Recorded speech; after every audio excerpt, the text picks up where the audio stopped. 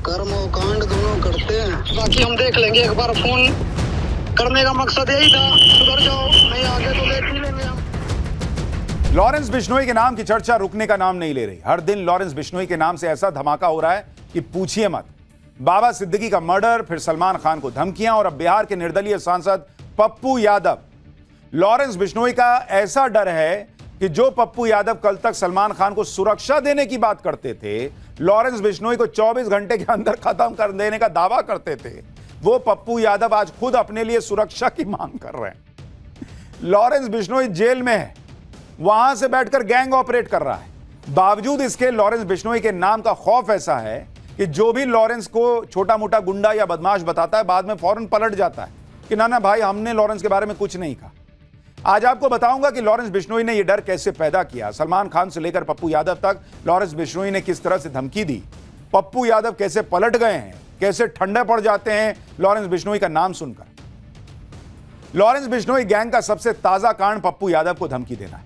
इसका दावा खुद पप्पू यादव ने किया है। पप्पू यादव ने आज खुलासा करके सभी को चौंका दिया कि लॉरेंस बिश्नोई गैंग की तरफ से उन्हें धमकी मिली। लॉरेंस बिश्नोई गैंग के एक मेंबर ने पप्पू यादव को फोन पर धमकी दी है। धमकी वाला ऑडियो आपको सुनाएंगे, लेकिन पहले यह देखिए कि पप्पू यादव को धमकी देते हुए लॉरेंस गैंग ने कहा क्या। कहा जा रहा है कि लॉरेंस बिश्नोई ने जेल से बात करने की कोशिश की, लेकिन तुमने यानी पप्पू यादव ने फोन ही नहीं उठाया। तुम्हारे सारे घर और दफ्तर के बारे में हमें पता है। अब घूमो जितना घूम सकते हो। तुम्हारी उल्टी गिनती चालू हो गई है, तुम्हारी अकड़ कम ही नहीं हो रही है, तुमको कच्चा चबा जाएगी। 3 घंटे का समय है तुम्हारे पास, ना तुम्हारे पीछे गाड़ियां आई तो कहना। यह लब्बो लुआब है उस कॉल का। किसी भी आदमी को इस तरह की धमकी भरा फोन आए तो उसकी हालत खराब हो ही जाएगी। और वो फोन अगर लॉरेंस बिश्नोई गैंग की तरफ से आने का दावा हो तो डर तो लगेगा ही। आपको सुनाते हैं कि लॉरेंस बिश्नोई गैंग के मेंबर ने पप्पू यादव को क्या कहा, फिर पप्पू यादव क्या कह रहे हैं वो भी सुनवाऊं। बताइए क्या आदेश है? आदेश तो कुछ नहीं है जी। आदेश इतनी है कि गलत कमेंट या कहीं किसी के खिलाफ बोलना सोच समझ के बोलना चाहिए। भैया किसी के खिलाफ क्या कह रहे हैं हम? किस- भाई साहब से आपकी क्या दुश्मनी है? नहीं कोई दुश्मनी। लॉरेंस बिश्नोई गैंग के मेंबर ने कहा कि लॉरेंस बिश्नोई ने जेल से ही पप्पू यादव को फोन किया था। इसके लिए जैमर तक को बंद करवाया था, लेकिन पप्पू यादव ने फोन नहीं उठाया। सुनिए लॉरेंस गैंग ने पप्पू यादव से इस बारे में क्या कहा। बिश्नोई भाई ने फोन करवाया, जैमर बंद करवा के करवाया। जेल का जैमर बंद कराना बच्चों का खेल समझ रहे हैं? 10 मिनट के लिए जेल का जैमर बंद करवा दिए। अब खाली होके अकेले में फोन पे बात कर। लॉरेंस बिश्नोई गैंग ने पप्पू यादव को न सिर्फ धमकी दी, बल्कि पप्पू यादव के सारे घर, दफ्तर के पते भी बता दी। सोचिए लॉरेंस गैंग कितना खतरनाक। लॉरेंस गैंग ने पप्पू यादव को धमकी देने के दौरान कहा कि हमारे लोगों ने तुम्हारे घर की रेकी भी कर ली है। तुम्हारे 9 ठिकाने हैं जिनके बारे में हमें पूरी जानकारी है। दुपल्ली के हाउस पार्क में घर, अनंतपुर के हाउसिंग सोसाइटी में घर, गुरदास मुथैया की अपार्टमेंट में बिल्डिंग, पटना का घर जहां पप्पू यादव नजरबंद थे, जन अधिकार लोक सेवा का पार्टी ऑफिस, राइटिंग रोड अरण्य भवन के पास घर, गुप्ता जनरल स्टोर के पास का घर, परमानपुर का घर, पूर्णिया विधानसभा क्षेत्र का घर। यानी आप खुद देखिए कि लॉरेंस बिश्नोई गैंग के पास पप्पू यादव से जुड़ी हर जानकारी है। और यह वो जानकारी है जो धमकी देते हुए बताई गई। और भी पता नहीं क्या क्या जानकारियां होंगी। लॉरेंस बिश्नोई गैंग ने पप्पू यादव से साफ साफ कहा कि सुधर जाओ, नहीं तो जो हमारे रास्ते पर आता है उसके साथ बुरा होता है। हम दोबारा फोन नहीं करेंगे, अब हमें डिस्टर्ब मत करना।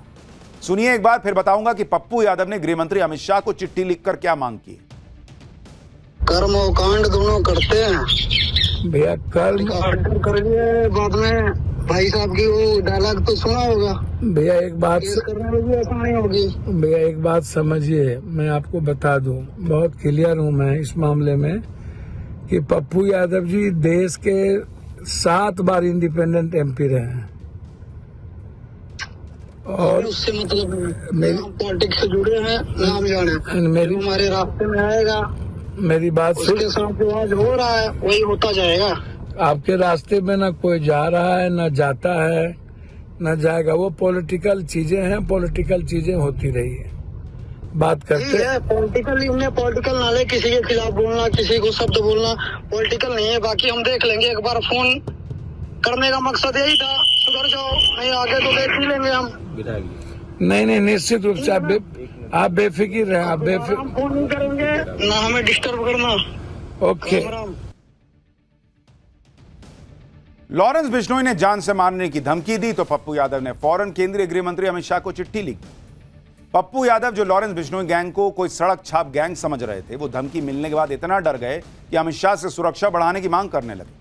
जबकि कुछ दिनों पहले यही पप्पू यादव मुंबई में सलमान खान से मिलने गए थे, जिसमें वो सलमान खान को सुरक्षा का भरोसा दे सकें, इसके लिए गए थे। अब स्थिति एकदम उल्टी हो गई। सलमान खान को सुरक्षा देने गए थे, अब कह रहे हैं अमित शाह जी मुझे बचाइए। पप्पू यादव ने केंद्रीय गृह मंत्री अमित शाह से कहा है कि अभी वाई कैटेगरी की सुरक्षा मिल रही है, जिसे बढ़ाकर जेड कैटेगरी कर दीजिए सर। लगातार धमकियां मिल रही हैं, अगर सुरक्षा नहीं बढ़ाई तो हत्या हो सकती है। हर जिले में हमारे लिए पुलिस एस्कॉर्ट की भी व्यवस्था की जाए। सरकार हमारी सुरक्षा के प्रति निष्क्रिय दिख रही है, अगर हमें कुछ हो जाता है तो जिम्मेदारी सरकार की है। पप्पू यादव ने 13 अक्टूबर को लॉरेंस बिश्नोई के खिलाफ एक ट्वीट किया था। दावा किया था कि कानून अगर इजाजत देगा तो वो 24 घंटे में लॉरेंस बिश्नोई जैसे 2% के अपराधी का पूरा नेटवर्क खत्म कर देंगे। 24 घंटे में 2% का अपराधी बता रहे थे लॉरेंस बिश्नोई को, और कह रहे थे 24 घंटे में निपटा दूंगा। आज अमित शाह से हाथ जोड़ के कह रहे हैं कि सर मेरी वाई कैटेगरी की सुरक्षा को जेड कैटेगरी कर दी। अपनी सुरक्षा बढ़ाने की अपील कर रहे हैं पप्पू यादव। लॉरेंस बिश्नोई को खत्म करने के ट्वीट के कुछ दिन बाद जब पप्पू यादव से सवाल भी पूछा गया तो वो लॉरेंस बिश्नोई के बारे में एक शब्द बोलने को तैयार नहीं हुए थे। बड़ा वायरल हुआ वो वीडियो, सुनिए किस तरह से हड़बड़ा गए सुन के कि नहीं इस पर नहीं पूछो हमसे। देखिए यादव जी, आपने लॉरेंस बिश्नोई को नहीं, ये सब बात मैंने पहले मना कर दिया था, बात नहीं पूछेंगे। आप ज्यादा तेज मत बनिए, मैंने आपको पहले आते कह दिया था इस सब सवाल नहीं होगा। यादव जी, आपने लॉरेंस बिश्नोई को नहीं, ये सब बात मैंने पहले मना कर दिया था, बात नहीं पूछेंगे। आप ज्यादा तेज मत बनिए, मैंने आपको पहले आते कह दिया था इस सब सवाल नहीं होगा। अब लोग पप्पू यादव को भी सलाह दे रहे हैं कि सर थोड़ा सा आपको भी संभलना चाहिए था ना, ऐसा ट्वीट कर रहे हैं आप कि 2 कौड़ी का अपराधी 24 घंटे में लॉरेंस बिश्नोई जैसे 2% के अपराधी के पूरे नेटवर्क को खत्म कर दूंगा। तो कोई गरिमा होनी चाहिए ना जब आप उसको, या तो उसको सीरियसली लिखिए, और नहीं तो फिर इतना घबरा गए कि अब कह रहे हैं कि मेरी सुरक्षा बढ़ाइए। पप्पू यादव अगर डर रहे हैं और सुरक्षा बढ़ाने की मांग कर रहे हैं तो इसके पीछे लॉरेंस बिश्नोई गैंग का नेटवर्क है। पप्पू यादव को सिर्फ फोन पर ही धमकी नहीं मिली है, बल्कि सोशल मीडिया पर भी पप्पू यादव को जान से मारने की धमकियां मिल रही हैं। लॉरेंस गैंग के संपर्क में अलग अलग राज्यों के कई छोटे बड़े गैंग हैं जो लॉरेंस के लिए काम करते हैं। ऐसा ही एक गैंग झारखंड का अमन साहू गैंग है। अमन साहू गैंग भी पप्पू यादव से नाराज है और फेसबुक पर पप्पू यादव को अपनी हद में रहने की धमकी दे रहा है। धमकी में कहा गया है कि पप्पू यादव ने लॉरेंस बिश्नोई भाई के बारे में उल्टा सीधा बयान दिया था। हम पप्पू यादव को साफ साफ कह रहे हैं कि अपनी हद में रहकर राजनीति करें, ज्यादा इधर उधर या 3-5 करके टीआरपी कमाने के चक्कर में पड़े तो हम पप्पू यादव को रेस्ट इन पीस कर देंगे। यह धमकी मयंक सिंह नाम के फेसबुक अकाउंट से दी गई थी। 26 अक्टूबर को मिली इस धमकी का भी जिक्र पप्पू यादव ने अमित शाह को लिखी चिट्ठी में किया है। लॉरेंस बिश्नोई पर बयानबाजी करके पप्पू यादव ने बिन बुलाई मुसीबत अपने सिर पर ले ली। हालांकि ऐसा भी नहीं है कि लॉरेंस बिश्नोई धमका ही रहा है, लॉरेंस बिश्नोई को भी धमकियां मिल रही हैं। लॉरेंस बिश्नोई को क्षत्रिय करणी सेना ने धमकी दी। लॉरेंस को मारने वाले पुलिसकर्मी को 1 करोड़ इनाम देने की घोषणा हुई है। इसके अलावा भी सोशल मीडिया पर लॉरेंस बिश्नोई को धमकियां मिल रही हैं। भाई रायबरेली के एक युवक ने लॉरेंस बिश्नोई को धमकी दी थी कि लॉरेंस को जेल में ही मारने की बात कर रहा था। वो धमकी देने वाला सलमान खान का फैन था। लॉरेंस के खिलाफ 5000 शूटर एक्टिव होने की बात कही थी उसने। पुलिस ने फिलहाल इस आदमी को गिरफ्तार कर लिया है। लॉरेंस बिश्नोई भले जेल में बंद है, लेकिन उसकी जान के दुश्मन भी कम नहीं है। लॉरेंस बिश्नोई का सबसे बड़ा दुश्मन बम्बीहा गैंग है। बम्बीहा गैंग के निशाने पर लॉरेंस बिश्नोई गैंग के मेंबर्स हैं और बम्बीहा गैंग ने दिल्ली में एक वारदात से अपने इरादे जाहिर कर दिए। दिल्ली के रानीबाग इलाके में एक बिजनेसमैन के घर के बाहर 7 से 8 राउंड फायरिंग हुई हवा में। बाइक पर आए 2 लड़कों ने फायरिंग करने के बाद वहां एक पर्ची भी छोड़ी जिस पर बम्बीहा गैंग के शूटर्स कौशल चौधरी और पवन शौकीन का नाम लिखा था। इस शूटआउट के जरिए बम्बीहा गैंग का मकसद अपनी मौजूदगी दिखाना था। लॉरेंस बिश्नोई गैंग और बम्बीहा गैंग की दुश्मनी बहुत पुरानी है। दोनों गैंग की लड़ाई में न जाने कितने ही लोगों की जान जा चुकी है। लॉरेंस बिश्नोई कनाडा और अमेरिका से ऑपरेट करता है तो बम्बीहा पंजाब और अर्मीनिया से ऑपरेट करता है। लॉरेंस जेल से ही गैंग को कमांड देता है। अमेरिका में बैठा गैंगस्टर गोल्डी बराड़ बिश्नोई गैंग का कमांडर है। गोल्डी बराड़ की मदद करता है अनमोल बिश्नोई और राजस्थान के गैंगस्टर रोहित गुदारा। सलमान खान के घर बाहर जब फायरिंग हुई थी तो रोहित गोदारा ने ही सोशल मीडिया पर पोस्ट डालकर जिम्मेदारी ली थी। दूसरी तरफ है बम्बीहा गैंग, जो सिद्धू मूसेवाला के मर्डर के बाद से ही लॉरेंस बिश्नोई से बदला लेना चाहता है। बम्बीहा गैंग की कमान संभाल रहा है गौरव पटियाल उर्फ लकी, जो चंडीगढ़ का रहने वाला है और पंजाब का बड़ा गैंगस्टर है। गौरव पटियाल हत्या की कोशिश और एक्सटॉर्शन जैसे मामले में जेल में बंद था और बाद में अर्मीनिया भाग गया। बम्बीहा गैंग का दूसरा बड़ा मेंबर है अमित डागर, जो लॉरेंस के खास विक्की मिद्दू खेड़ा के मर्डर में शामिल था। इस गैंग का तीसरा बड़ा नाम है कौशल चौधरी, जिसके नाम की पर्ची दिल्ली में बिजनेसमैन के घर के बाहर फेंकी मिली। बम्बीहा गैंग का टॉप गैंगस्टर है मनदीप धालीवाल। ये चारों मिलकर बम्बीहा गैंग को चलाते हैं। इस गैंग को बनाया था दविंदर सिंह सिद्धू ने, जो 2016 में पुलिस मुठभेड़ में मारा गया। इसके बाद से लकी पटियाल इसे चला रहा है। दिल्ली हरियाणा के गैंगस्टर और लॉरेंस बिश्नोई के कट्टर विरोधी सुनील उर्फ टिल्लू ताजपुरिया और नीरज बबाना गैंग से हाथ मिलाकर बम्बीहा गैंग दिल्ली एनसीआर में अपना नेटवर्क मजबूत करने की कोशिश में। तो यह पूरा गैंग वॉर सा बनता जा रहा है और इसलिए अब इस पूरे मामले में पुलिस भी एक्टिव है। हमने आपको बताया था कि एनआईए ने 7 शूटर्स लॉरेंस बिश्नोई गैंग के अरेस्ट भी किए। आगे क्या कार्रवाई होगी वो भी आपको बताऊंगा। फिलहाल पाठशाला में अगली क्लास। राम मंदिर में रामलला के पहुंचने के बाद अयोध्या में दिवाली की तैयारी कैसी है इस बार? अयोध्या से आई वो तस्वीरें जिन्हें देखकर हर सनातनी का मन गदगद हो जाएगा। आइए ये चैप्टर खोलता हूं।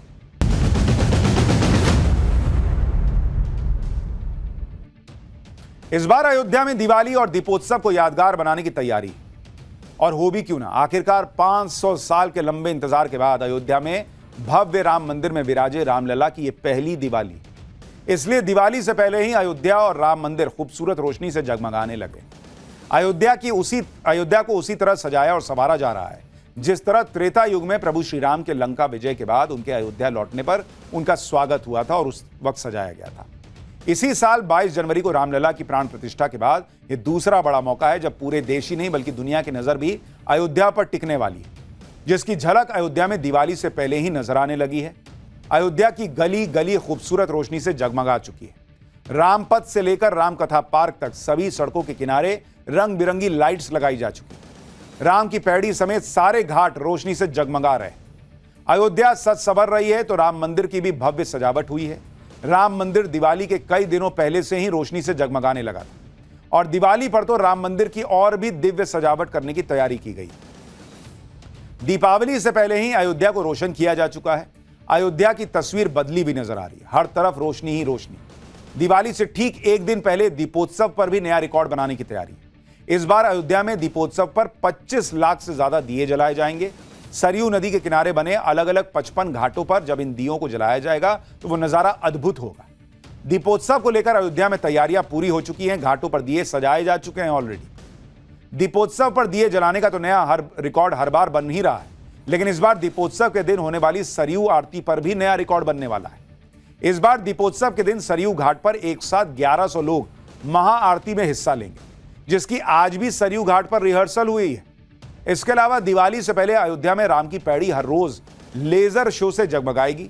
इस लेजर शो के जरिए लोगों को भगवान राम की कथाएं देखने का मौका मिलेगा। दीपोत्सव पर अयोध्या में भगवान राम के जीवन से जुड़ी 18 झांकियां भी निकाली जाएंगी। साकेत महाविद्यालय में ये झांकियां तैयार की जा रही हैं। 30 अक्टूबर को साकेत महाविद्यालय से ये झांकियां रामकथा पार्क पहुंचेंगी, जहां मुख्य कार्यक्रम होना है। धनतेरस तो कल मनाया जाएगा, लेकिन इस बार दिवाली को लेकर काफी कंफ्यूजन भी बना हुआ है। सनातन धर्म के कई जानकारों का कहना है कि दिवाली 31 अक्टूबर को है, जबकि कई जानकार 1 नवंबर को दिवाली मनाने की बात कर रहे हैं। ऐसे में हम भी आपका कंफ्यूजन दूर कर देते हैं। दरअसल दिवाली का त्योहार कार्तिक महीने के कृष्ण पक्ष की अमावस्या को मनाया जाता है।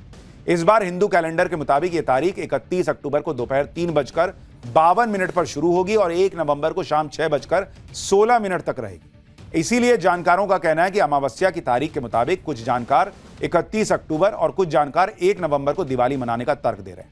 31 अक्टूबर के लिए तर्क है कि इसी दिन शाम को अमावस्या और प्रदोष काल का संयोग बन रहा है, जिसमें दीपदान, लक्ष्मी पूजन किया जा सकता है और इस दिन पूरी रात अमावस्या रहेगी। 1 नवंबर के लिए तर्क है कि सूर्य उदय के साथ शुरू होने वाली तिथि के मुताबिक इसी दिन अमावस्या मानी जाएगी। हालांकि ज्यादातर जानकारों के मुताबिक 31 अक्टूबर के दिन ही दिवाली मनाने की सलाह दी गई है।